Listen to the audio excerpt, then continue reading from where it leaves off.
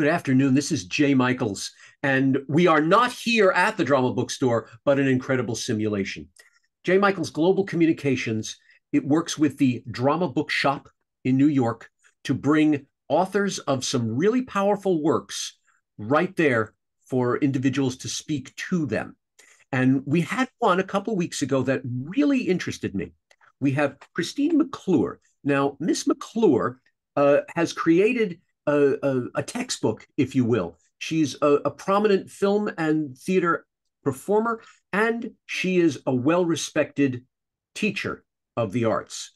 Christine, it's wonderful to meet you, semi-live It for feels this like. podcast. Yes, indeed, and I'm thrilled to learn more about your book. In our conversations, I was really fascinated by it, and the big thing that fascinated the most is you focus on teenagers. Yes, this is for the young actor. Well, it's impossible to write everything about acting in one book. The greats like Stanislavski took about 5 books. So I decided, because the bulk of my coaching work had been with teens and young adults and preteens. And then I'm known for drama in Hollywood because of my training. I'm able to get the actors to go deep and to get delivered really deep, emotional, authentic, roles. Yeah. That's I'm so glad you said that about actors going deep. We see, and it's very funny. We on this side, as we're watching a film, and suddenly an actor bursts into tears or laughs or screams or whatever, and we think they've led up to that to get there. Now there's so much pre-production work on it, but essentially the director says action, and you'd better be in that emotion crystal clear at that point. um, how is it to do that? How do you talk to an artist and say, okay, on action, this is what you're doing? How do you bring them to it, like literally in a second? It takes training. And I was told when I first studied with John Lenn of the Actor Studio, and I was studying with him after a 20-year acting career of my own, and I saw what he did with these actors with the emotional, motivating emotions.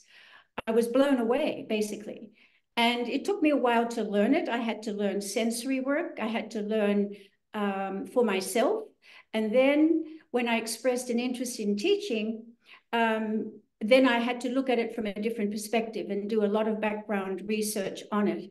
Then when I started to work with young people, I realized that the demands on them are so high. They're expected to, a young actor who's maybe done, a few commercials is suddenly sent for a role where he has to burst into tears. And, when they go in the casting room or when the director calls action. So one of my first students, he was very young, and I started with some sensory work with him. He was such a cute little guy. Had his hand behind his head like this. I said, "What are you doing?" And he said, "Oh, I'm pinching my neck so I can cry." And I thought, oh, so I said, "You don't have to do that." So what I learned to do with young people, so to keep them safe, I don't go into past memories because, first of all, I don't want to be digging around in their lives. And the other thing is too, because of their experiences, there's not a lot to call on as, when you're an adult. So what I did was I learned to use people that they know and imagine scenarios, imagine situations. So it was a combination of people plus imagining what could possibly happen. And that was very, very powerful for young people. And it didn't take long before because their emotions are much more accessible than some adults. A lot of adults who are experienced actors, can just use the imagination of the script. Now, if the imagination of the story can affect the young actor, that's good. You don't need to do the sensory work. The problem you need to look at is, can you repeat it in the imaginary situation? So if you use the sensory work and the emotional responses that I do with motivational work, you find something that you know that you can repeat. So this young actor that I was just talking about, he had 6 auditions before he booked the movie. And he booked a movie with Robert De Niro, and each time he had to cry. And he was able to do it. And he booked the movie. And then in the movie, it started to come naturally because he was so involved in the role and his muscles had been trained. So sensory work and motivating emotional responses trains your muscles to respond when you need it to. Plus, you have to know the right thing to play off. Like you and I, if something happens, we respond out of the history of who we are. We don't say, oh, I'm going to cry at 3 o'clock. We have to think of something that will make us do that, right? So that's what it is with an actor. Think of something that'll make you do that. It can be the imaginary circumstances of the script or something personal that you can use that you know that's going to work for you. Let's hit that word imaginary. There was a discussion about Anna Jacoby Heron, who plays the daughter of Matt Damon in a particular movie that's a favorite of mine for so many different reasons. And she comes under a particular situation. This is the terrifying situation. If you don't know the movie Contagion, ladies and gentlemen, it basically happened. It was done about 10 or 15 years ago, and it basically talked about a global pandemic hitting our world and what happened with it. And if you look at it from today's standards, it looks like a documentary, as far as I'm concerned. But back then, it was imaginary. How did you get this young actress to step into a situation which at that point did not exist and be able to give a credible performance at the loss of her parents? Well, first of all, Anna was extraordinary to work with. She was so, and then the producers were wonderful too, because they gave me, it was her first role in a feature film. And they gave me 6 weeks to work with her before we actually started the film. And in those 6 weeks, I was able to do 3 things. Personalize situations for her and do some of the motivating emotional responses that I just talked about, using imagination with someone you know and love. And then the other thing is to understand the story of the script and what she's going through, and personalizing situations. Some of the situations, and then the other part was to train her technically for what she had to do for film. So where does the emotion occur in the body? Does it just in a long shot, or is it in a close-up? Mostly it occurs in a close-up. So you're working, so you work 3 ways. You work with personalizing, you work with motivating the emotion, you work with the technique and the storyline. And each motivation needs to be very clear before you do a scene, because you're shooting out of sequence. So we had to be very clear on where she was at with losing her parents. First, her mom, not being able to go to see her mom. What point was that? Was there still hope that she could meet her mom or not, or go back to her mom? And then when she was totally cut off, how she felt. Then she faced the fact of losing her dad, and he was in isolation. And the world was basically shutting down. So she was plunged all alone. So, it's all about working with the actor to help them bring out the best in them and to bring out their personal response to the situation. Now, it's not what would happen to you in the situation. It's how you make yourself become what is happening in the situation. Okay, I like that a lot, because that comes into a question which I've always wanted to ask a professional like you, actually.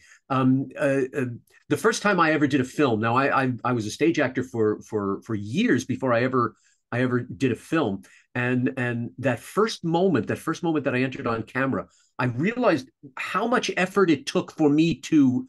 Now we talk about the acting technique of forgetting. About how I had to suddenly, I couldn't see the boom mic. I didn't notice that there was a whole crew in front of me. I didn't notice when cameras were moving. I had to stop. I had to continue the emotion and not notice, forget, if you will, that I'm on set. How do you do that to a young actor, to a teen? How do you say, okay, don't look at the camera, don't pay attention to the boom mic? How do you do that so that they maintain the character but keep the distance from the technical part of it? Well, it takes concentration, and concentration takes training. So I find the best training for that, which I talk about in the book a lot in in chapters on sensory work and motivating emotional responses, is your sensory work, what you see, what you hear, what you smell, what you taste, what you touch, right? So if you just can zero in on something that you're looking at or listening to or touching, you got it. It's like you're in your own little capsule for a moment before you start. You can't lose yourself while you're working in the scene with other actors. You can't be thinking of your sensory work then. You have to really think of what's going on between you and the other actor in the imaginary circumstance. But your preparation beforehand is utmost concentration. So I think it's good that actors get to the stage in their training where they can prepare, as Strasberg says, in 1 minute. So you train your muscles to walk on set, be quite comfortable, stand there beside the camera, or where you're placed before you walk on, and you concentrate on that key object, the thing that sparks off the strongest emotion in you. And that can be the key object is something that you find in these motivating emotional responses. The other thing that you can concentrate on too is what I was doing with someone the other day in a coaching, was concentrating on the moments that happened in the character's life before you go into the scene. So there's two ways to do it. If you have a strong emotional breakdown in the scene, you can't be breaking down as you come into the scene. You have to build it up, hold it in, and then allow it to occur in the imaginary circumstances of the scene. Or in a more simple scene without, great emotional, breakdowns, think of what's going on in the character's life and then come into the scene and then allow the imagination and then allow the scene to take over and the interaction with the other actor. Now, some people take a dim view, I might say, of method acting. They're thinking an actor is all self-involved. I haven't found that at all, because I learned, and I work with my actors, to once they go into these scenes, just live in the imaginary world. And the imaginary world should add to what your preparation is. So what you're doing with this sensory work and these motivating emotions or thinking about what's happened before is you're building this person's life in you. So you don't have to think about it when you go in the scene. It's there, it's part of you. It's part of your own rehearsal process. And that's what actors have to do a lot when they're working on in movies or on television. They have to prepare at home alone. So they have to build what they're feeling and creating and the emotions all alone. And so you get used to concentrating on your own and shutting out all that noise and everything. I'm so glad you said that. So many people have said, "Oh yeah, acting is self-involved. You're within your little bubble." And you've exemplified it beautifully by saying this. Yes, it's not. You are entering into a world, and a world is other people. I remember the first time I did any kind of camera work. The way I tuned everything out was to tune the world in, and that seems to be exactly what you're saying. So I guess I did it right back then. Uh, because you're really having to pay attention to the person that you're with. You're really having to live in your world there. So it's not self-involved. It's you're stepping into an entire universe each time you're stepping on a stage or a screen or anything like that. Really fascinating. Really It's fascinating. about trust, Jay. It's about trusting that you have everything in you that you need to play. There you go. And the thing that I have found is once you've done this preparation, you have to allow it to occur in the scene and with the other actor, listening to the other actor, eye contact with the other actor, interacting with the other actor is really important, really. And it should enhance your preparation. It should build your preparation. everything, you know, and then let's say, you know, in your trailer, you did this great emotional stuff, and then you get on set and it doesn't really work for you as well.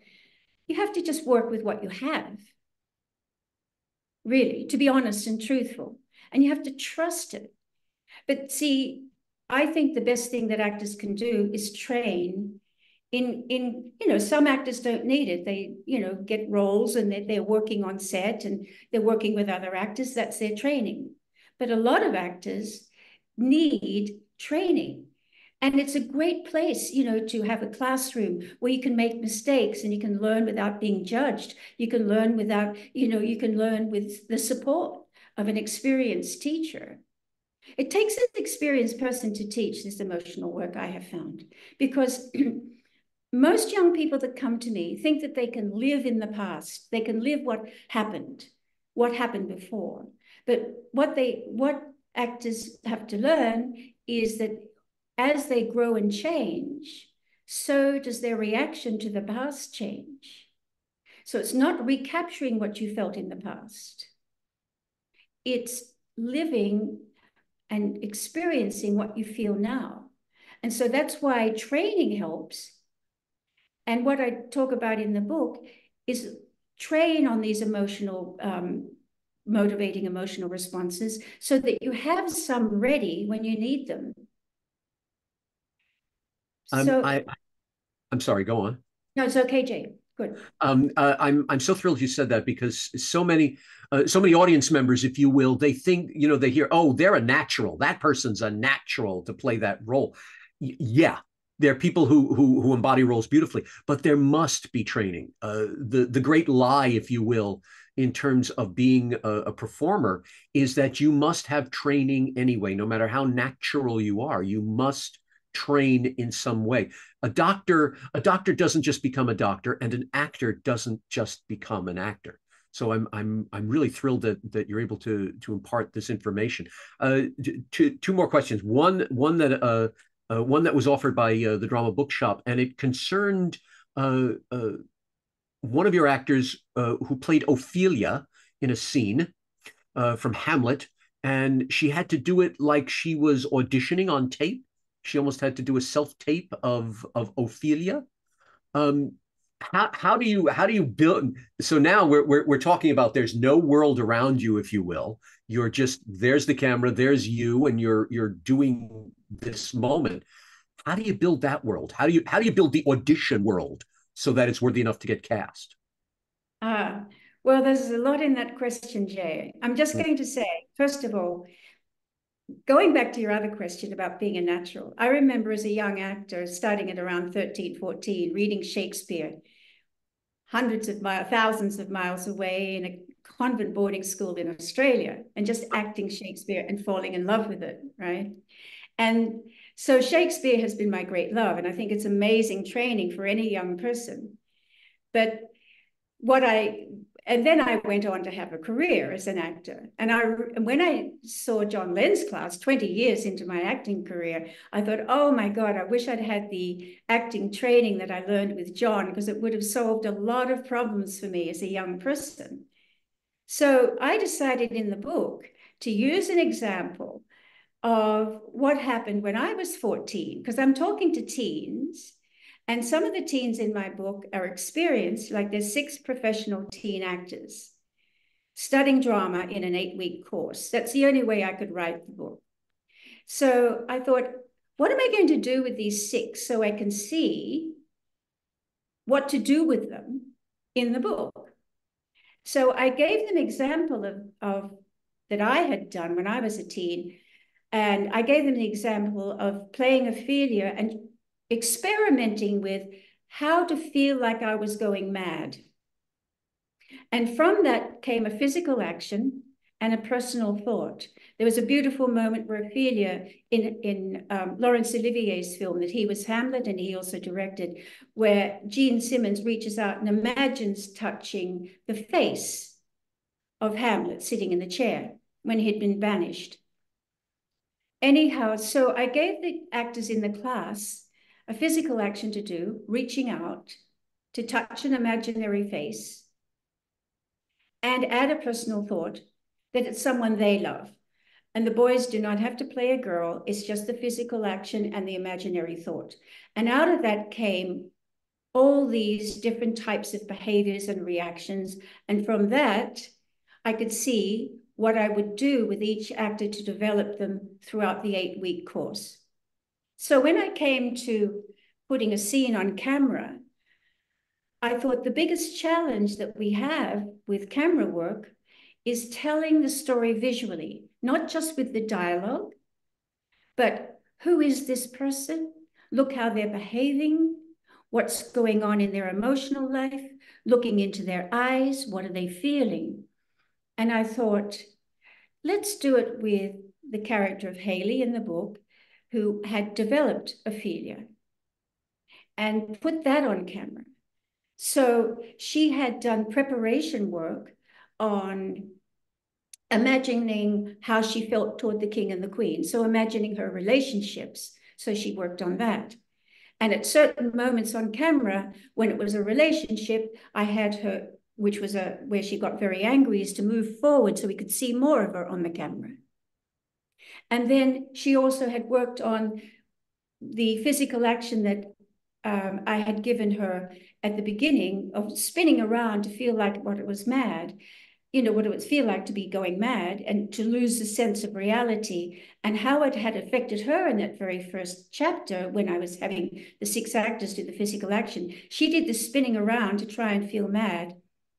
And so she had very light and fragile movements. So on camera, because mostly for auditions, it's shot from the chest, mid-chest to the top of the head, not too much space. So I had her with these light and fragile moments. And then when she saw the shroud, how she would reach out to the shroud.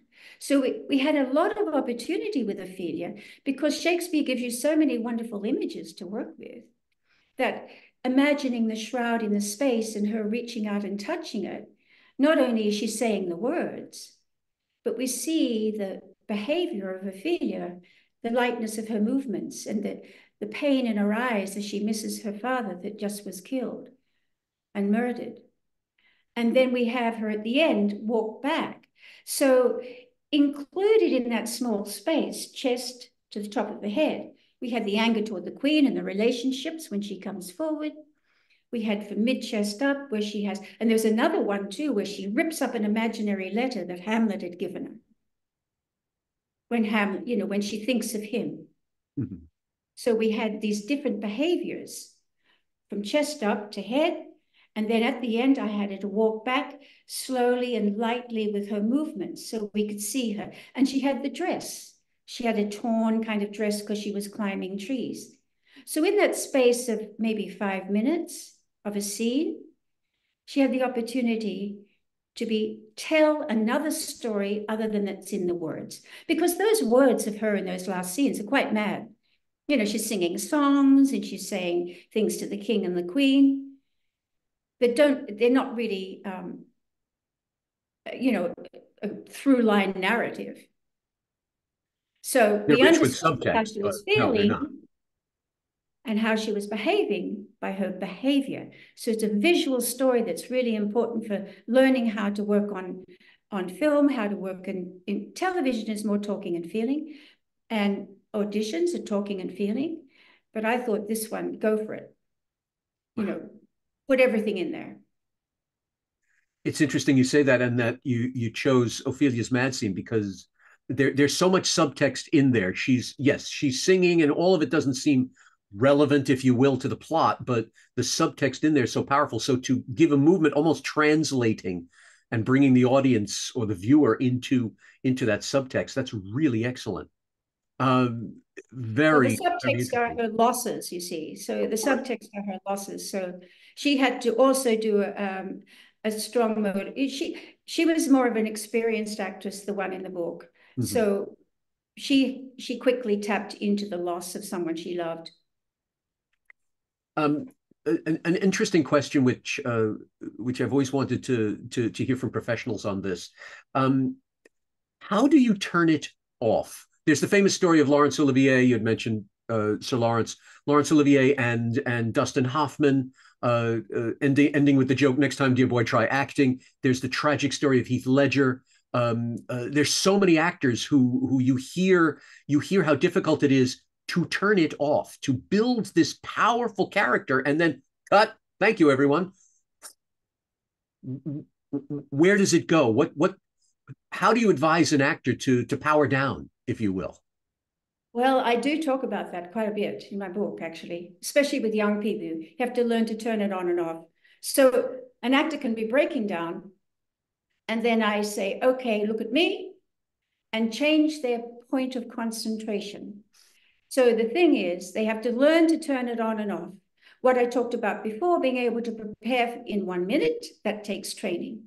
But you can't go around all day on set, like beating yourself up and being emotional, because you'll lose it by the time you come to, maybe lose it. I can't speak for everyone, all day.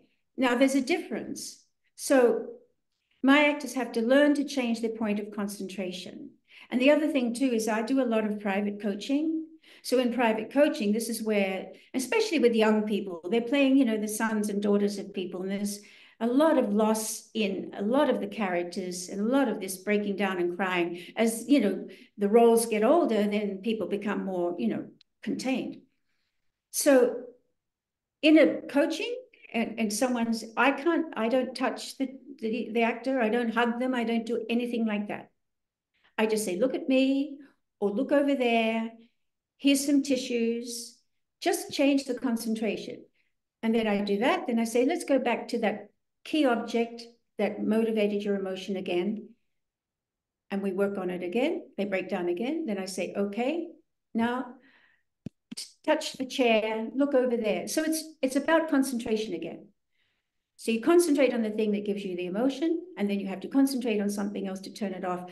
It's so important, especially for young actors, that they're safe.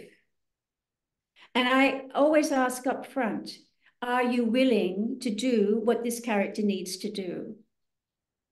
And young people are so amazing. They're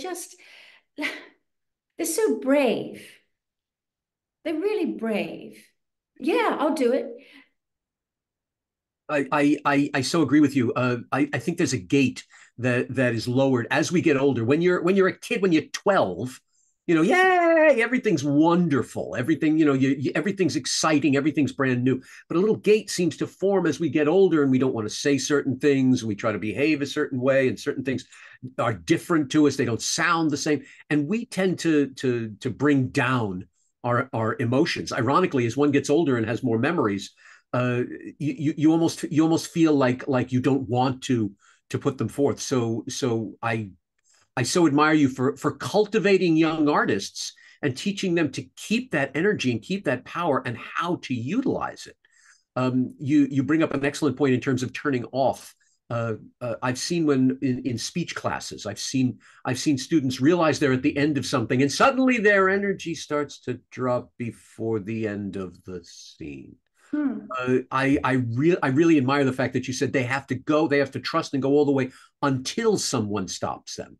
They have to, like a dancer doesn't stop at the end of the stage. She runs off the stage, and that's where they power down. So that's really an excellent point.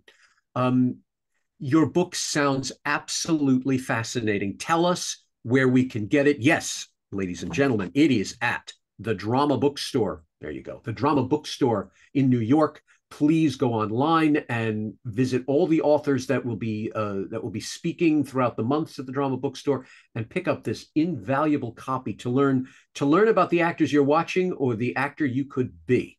Where else can we get your book, Christine? Amazon.